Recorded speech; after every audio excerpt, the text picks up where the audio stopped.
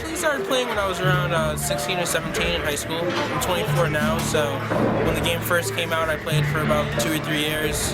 When I first played him, I was probably around 16 or 17 years old, and it was one of my first tournaments, and he actually wasn't that great back in the day. He's kind of brash, he talked a lot of smack, but then when he blew up, and I saw him at UMass, I had no idea it was him. I thought it was just some random really good kid. What's your handle on Smash Wars? And he was like, oh, Korean DJ. I was like, holy crap. Like the legendary Korean DJ? Next. I thought I was decent in Melee because I'd been playing since I was like 11. I had read about Korean DJ, not knowing who he actually was. I landed one hit and got wrecked. He got 5%! He's always been, I guess, quirky, like he'll do things that people don't expect, and that's one of the reasons he took everyone by surprise. KDJ went from nothing to the biggest stage Melee had ever known in less than a year. A year full of upsets and innovation, new rivals and old comebacks, all culminating in a match that would forever define him and the game he came to master.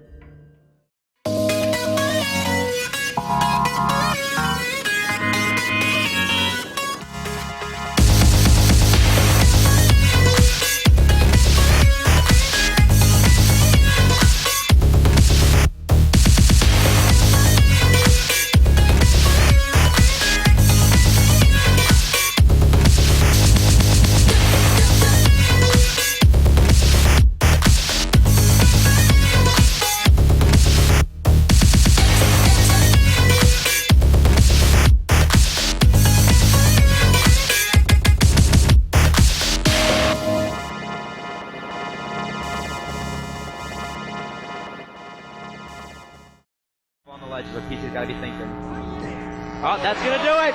The finals go to PC Chris, winner of the New York City season opener. PC Chris was the first of the young kids. They were all young, and they were different than Ken and Az and Isaiah, or even myself and husband. They were a different breed.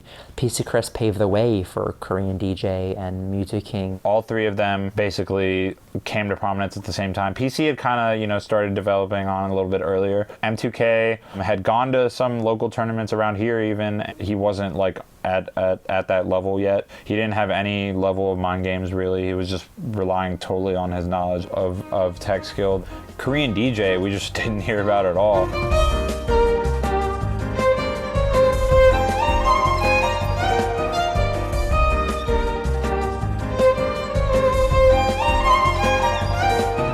The first orchestra meeting I had was absolutely horrifying because I couldn't read sheet music.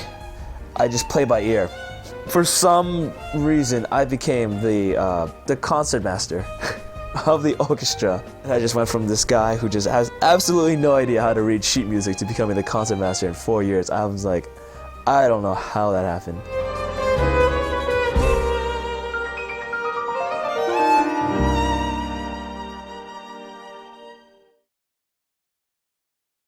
My dad was like the CEO of his own like clothing store called J City, and it was really successful. We had many chains up in Boston. We were actually thinking about extending it to like New England. I remember it was second grade. My dad and my mom went to a business trip down in Florida. My dad had to go pick up some shipments, some jeans from China that he had imported. One of my dad's friends gave him a referral. It's like, oh, this guy can give you a ride. The guy went to a bar, and he was pretty hammered. He dozed off on the wheel, crashed into a concrete wall. Doctors were like, no, this guy has only like a 10% chance of living. As a second grader, you don't really understand the magnitude of how serious things are. He just wouldn't give up. Like, he just didn't care. He just wanted to just get better. Just to see that happen, it's really inspirational. Like to see him like going through all this stuff. My father was in the hospital and recovering. My mom had to go to work, so most of the time I was by myself. A lot of the things that I did to really pass the time was like video games.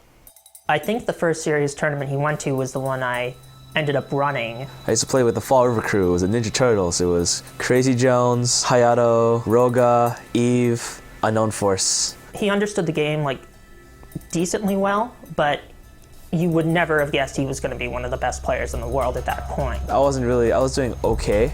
I was getting like maybe 9th place in my local tournaments. It was like decent. But I wasn't satisfied. I wrote down a list of all the people around me.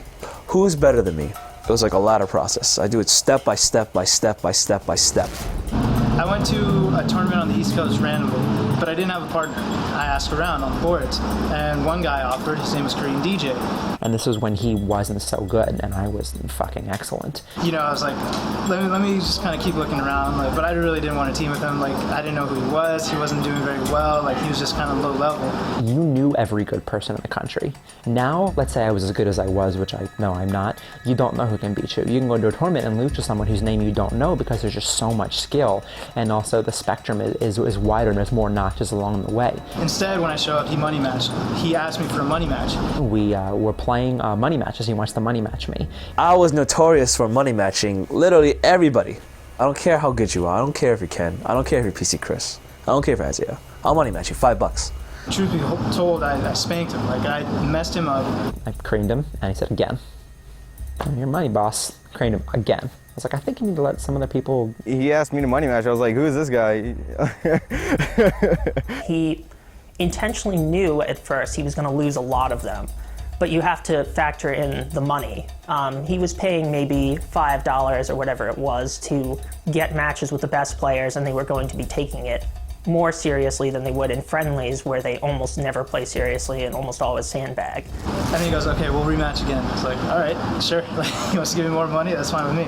Next event, it was an MLG. He had a chance to play them and get to learn their styles and see what it was they were doing and figure out why he was losing. And I was like, wow, I'm starting to get better.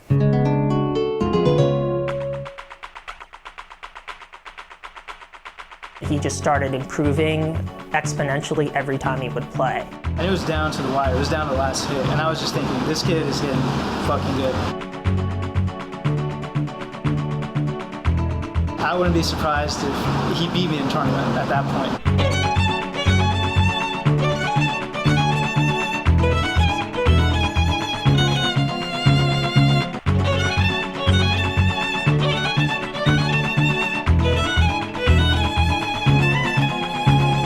I saw him starting to annihilate people like Neo and Chillin' in money matches and just like destroy them, and they were like, what the hell? Who is this kid?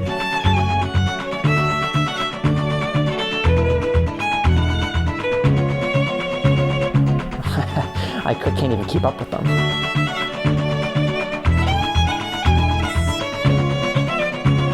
Kind of turned from feeling sorry for him to kind of having a lot of respect for him, because he was willing to get his ass beat. Ever since then, I wasn't even close.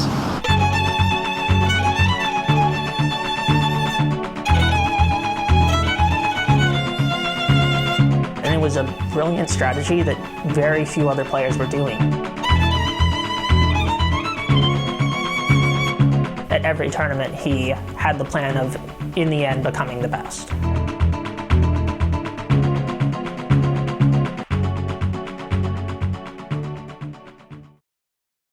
I felt like me and KDJ instantly got along.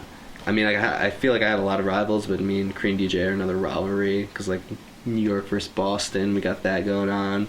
I hung out with him the most out of any of the other professional players, and definitely had a great time hanging out with him. He's a good guy. They had 5 normal tournaments, like regional tournaments, like one in New York, one in Texas, one in Chicago, one in Florida, and then one in Cali. And then they had a playoff in New York and then a final in Las Vegas, and that was like the 2006 lineup. All the regional ones were $2,000 for first place. For New York playoffs, first place was $5,000. The finals in Vegas was $10,000. I didn't have any trouble winning locals, but I also just didn't get too much like pleasure out of it. H2O was pretty much dead. Azen wasn't playing. I started to think, okay, maybe I should retire as well, like Azen is. But Azen decided to come back. He was really excited about it. He was like, okay, now that there's this point system and shit, like, let's see what we can do, given that we've already missed a couple events. So we go to Chicago. This is JV. I'm checking in with Dreffen here again. We're watching a big match of Isaiah and Azen. You know, the crazy thing about Azen is he had just come back from a hiatus, but he was already, like, his goal was first, period.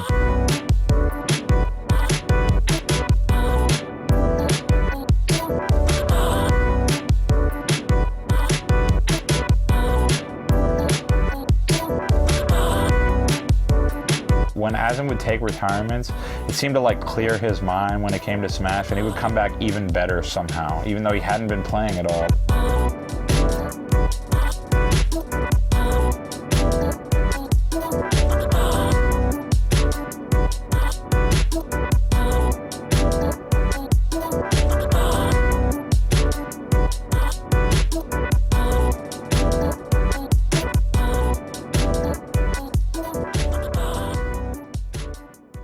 Alright, we're live here. We got a big match here. We got Mewtwo King versus Azen. We're down to the top 4 in singles. It's really look like Azen's got some momentum going in that last match, and let's see how long he carries it over here. Some nice combos by Mewtwo King.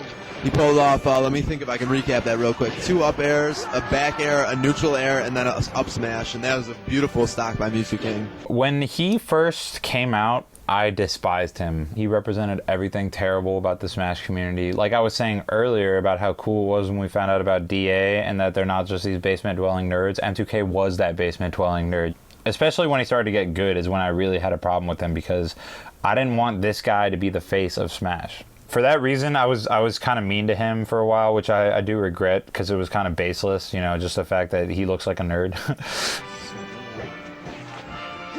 As he's trying to do his best to get Mewtwo King onto a platform, because that's when he can really do some heavy-duty combos right there. He knows he can't afford and that looks like it will end it.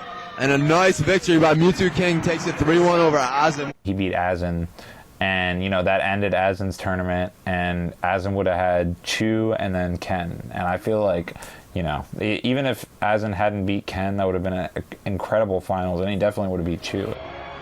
And that will do it. Ken takes the victory, and another first-place victory knocks to his belt. I think Chu that was feeling so much pressure where he just sort of would just collapse and just not take anymore, just want to give up and just go back and fly back home to Virginia. He felt like he was being pushed to the end of the wall in the house because of things that probably affected Ken and Maneklad's performances in tournaments. I couldn't try my best during tournaments because I felt as if they would kick me out of the house. And I didn't want that because I was dating Helen. So I kind of held back. It's like, I don't know what to do with myself. Like, I love Ken's sister, I love my girlfriend, and also I love like Ken and Maneklad, but they're pushing me so hard that I don't know what to do with myself anymore. And what should I do? Do I go here? Do I go home? Do I stay here? I don't feel comfortable anywhere because I don't have my East Coast connection anymore, and my West Coast connection is in tatters right now. Should have stuck with Azen chilling.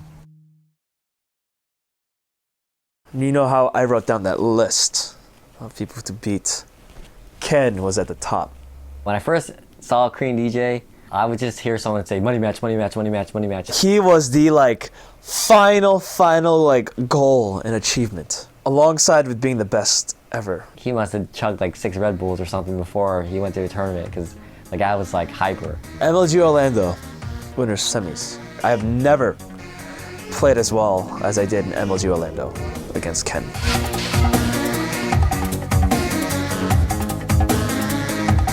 I was starting to do things with Sheik that I never thought was possible.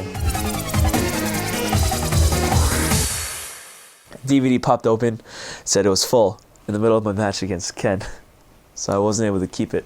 There are certain things that I was doing with Sheik that I never did again, and I wanted to see what was I doing. He was just very, very aggressive and very hyper.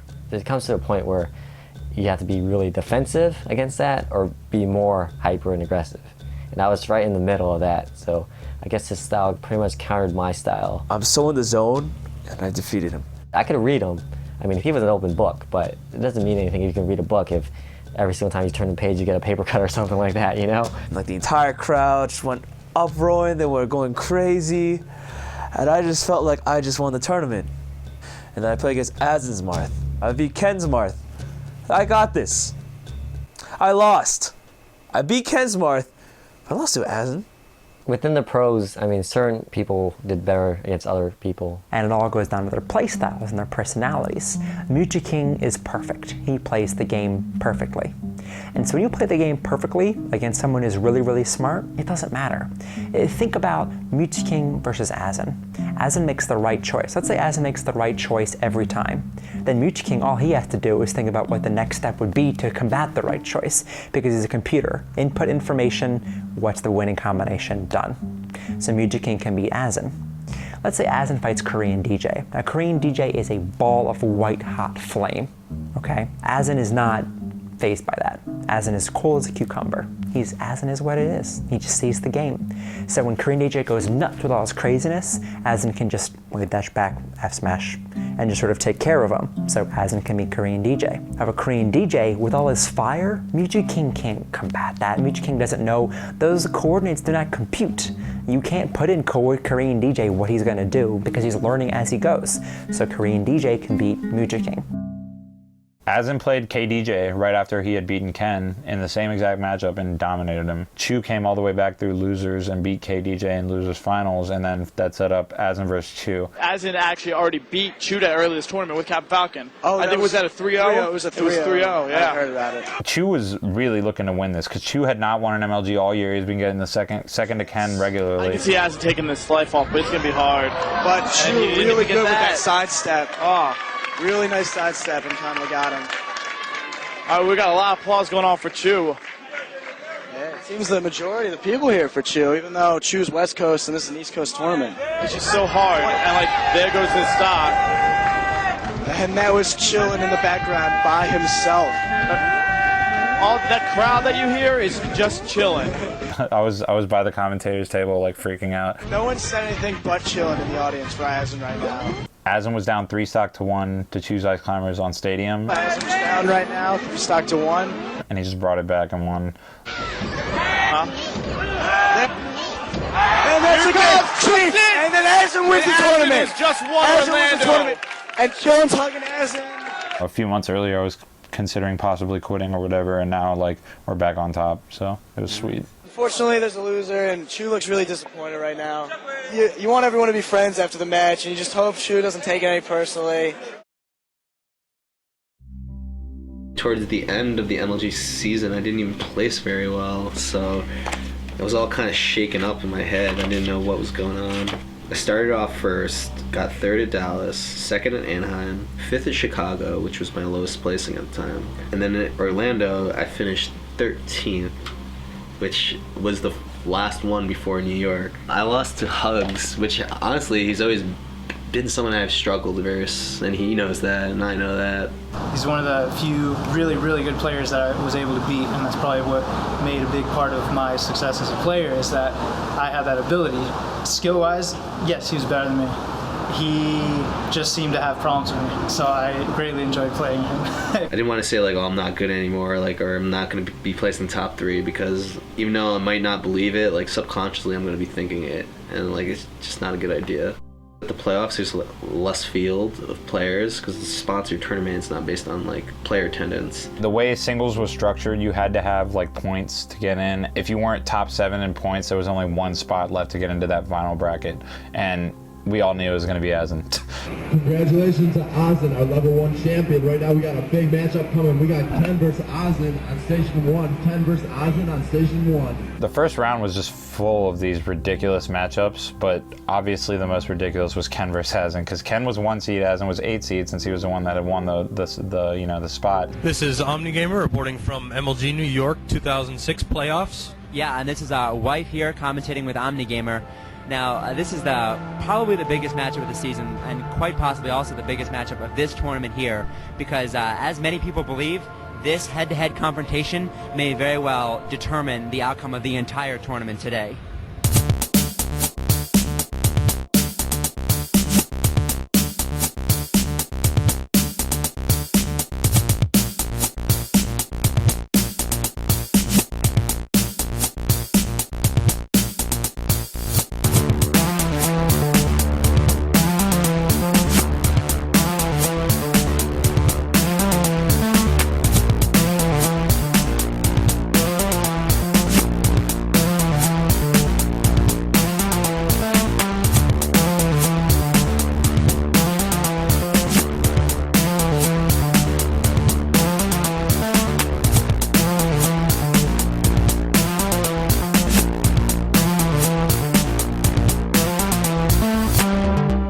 blue mark and the red mark. They've always meant one thing. This is East Coast versus West Coast incarnate. He was the new Asin. He was our hope for East Coast. Exactly. And now Asin's back.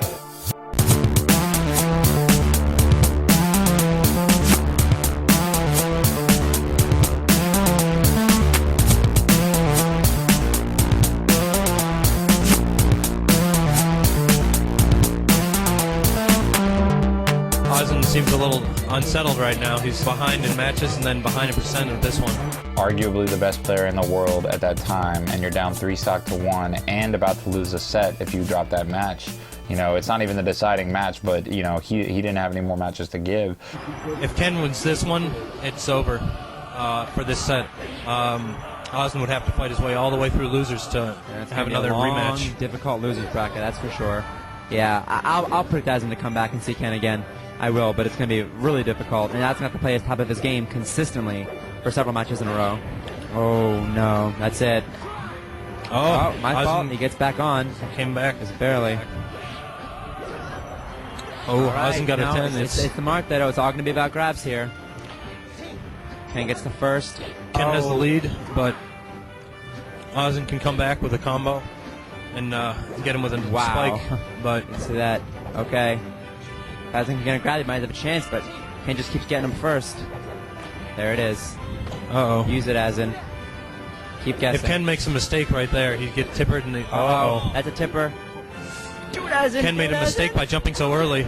Oh my god! Oh! And Ozin pulls it off! Oh, yeah! Ozin at like 130 on his last stock just brought it back. It was the greatest comeback, in my opinion, of all time. People will point to videos where there's a stock difference of a greater comeback, but when Ozin beat Ken and that Marth ditto, that was out of control. And then ended up like 2-stocking him last round, so he won pretty solidly. So that alone remains the only time Azin's ever bested Ken in a tournament, ever. And the fashion that he did it in, like, that's one hell of a way to break a mental block, let me tell you that. KDJ beats M2K, so that sets up Ken versus M2K, first round of losers, and Ken loses. It wasn't fun anymore. Pretty much, like, it became like a job more so than, you know, actually playing the game and having fun. I was getting older. I was traveling way too much. I don't think my body could take it as much. Like, at first, my prime days, like when I first started, I could go on Smash for hours and hours and hours. Hours, literally, without even sleep, 3 days straight playing Smash. After 2-3 years of doing it, it just takes a toll on you. And there's people out to get you, gunning for you, just like that's what they want to do, just beat you. All those emotions, all that stress just like compiled, and then having like Chillin' Dude or whatever yelling in my ear next to me, I couldn't handle it anymore. I mean, props to him for like coming back and stuff for 3 stocks, but I mean, at that time and moment, I was just like, I think I needed a break.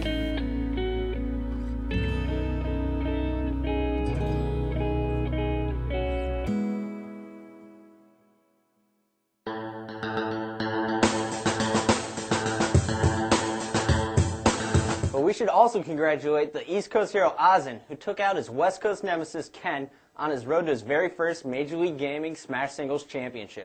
We're here at MLG's playoff event in New York City where Ozin just won the Smash Singles event. Ozin, congratulations, man. How'd you do it? Thank you. Oh, I just went all Marth. Marth for me is just, you can be so easily creative with them, and he has a very cheap spike, get very cheap kills and forward smash. And just, I don't know, he's just really easy to use. All right, well, this makes 2 tournaments in a row for you, shooting for 3 in Las Vegas. Yeah, I hope so. All right, well, congratulations, and we'll see you in Vegas. MLG Las Vegas, that we have here the epitome of MLG. We were at the Red Rock Casino.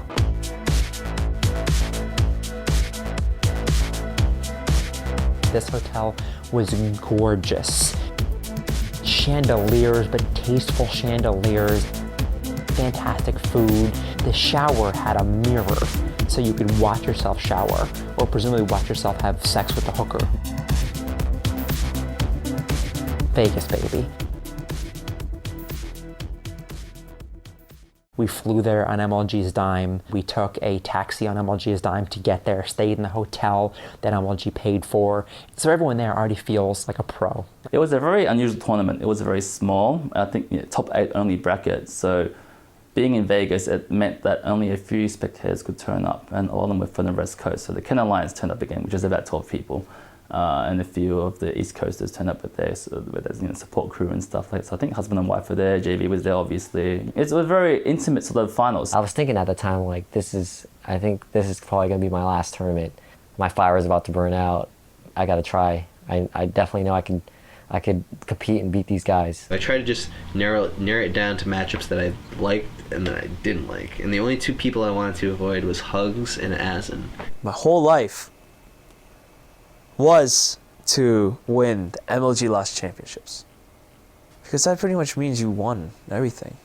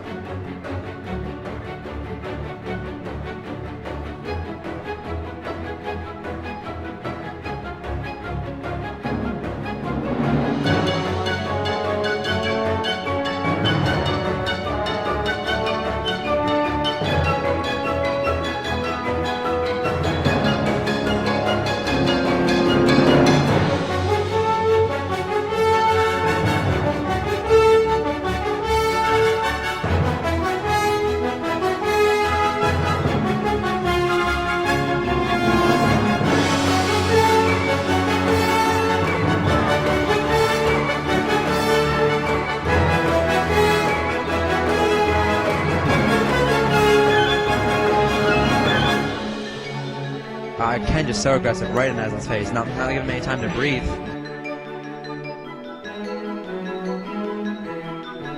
And that is it. Congratulations to Ken. And DJ knew right away, he's ready to go. Yeah, he was just like that he was last angry. night. He's hungry for blood.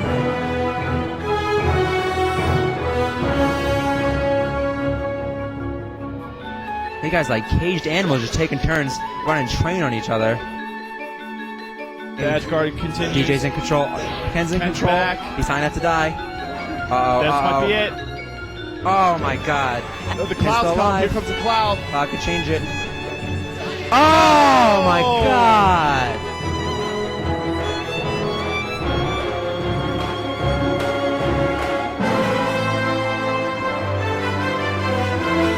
Like, I was like, alright, this is my tournament. This is my dream.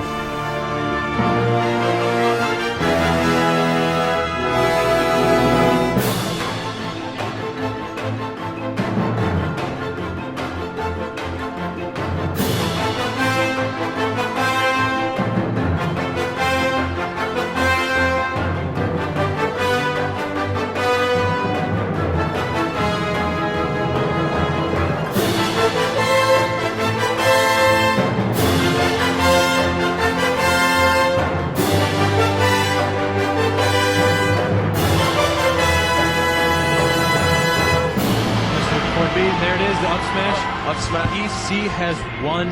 Congratulations to PC Chris. He came in at the beginning of the season, stunned everyone by beating Ken. He outlasts everyone else. He's going to take home $10,000 and be crowned the national champion of Super Smash Brothers. It was almost like a body high. Like, I just felt great the entire day. I never wanted to be the best player. That was never my goal. But just like putting my time into something and seeing like these great results, and like I couldn't believe like from this game that I picked up with my friends that I able to accomplish something like this. I was set on third. I was like, I'm happy. I'll take third. When he got third and when he didn't become the best player anymore, he's like, you know what, that's okay. I can retire pretty happy because I know that I've done a lot in my time, and I was during a pretty, I guess, a golden era of Smash. So even to this day, he'd still be called the king of Smash just because he dominated during that era. I felt like a huge weight was lifted off my shoulders. Like I can just be happy. Like I was just like one game away from being the champion. I couldn't go to sleep for about 4 days. It hit me hard when I had lost. Like, it really hit me hard. I beat Mewtwo King, I beat Ken, and I got the PC Chris. For some reason, I couldn't beat him. I couldn't beat him.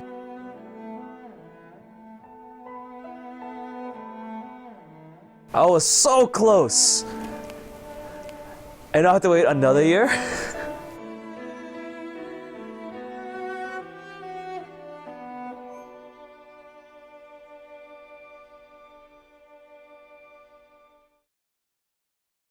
If I had to pick my favorite Smash player of all time, it would no doubt be Korean DJ.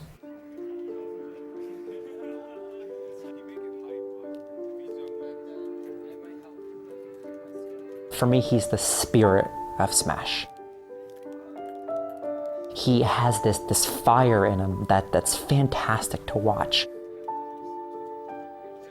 Once in an interview, he said that he played the game like a freestyle rap. It was different for him, and you could see it. In-game, I mean in high-level tournament matches, you can see him trying new things and learning as he goes. I don't think anyone ever wanted to take a stock so badly in their life. I don't think anyone ever just hated the character, not the person, the character. He was like, I need to just take these stock and just destroy them. And it's that kind of mentality, that personality that drove him to fly off the ledge farther than people ever had, and just ledge guard in a way that was just rude. Beautiful to watch. My favorite player of all time.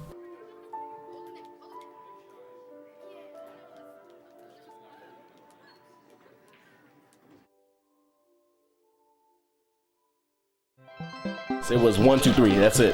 First stop, gone. I just rage quit it. I said I couldn't do it. When I saw that Marth, I was like, he's going to be the best player in the world. Unless you're frame perfect, you're not good enough. He's in that Rain Man world. Mewtwo King can, in fact, recite many, many, many digits of pi. Almost positive he just didn't understand the concept of paying for something in a store. A lot of them felt like Brawl was intentionally made to not be a competitive game, which is true. It's like something broke in his brain, and he forever has a mind block.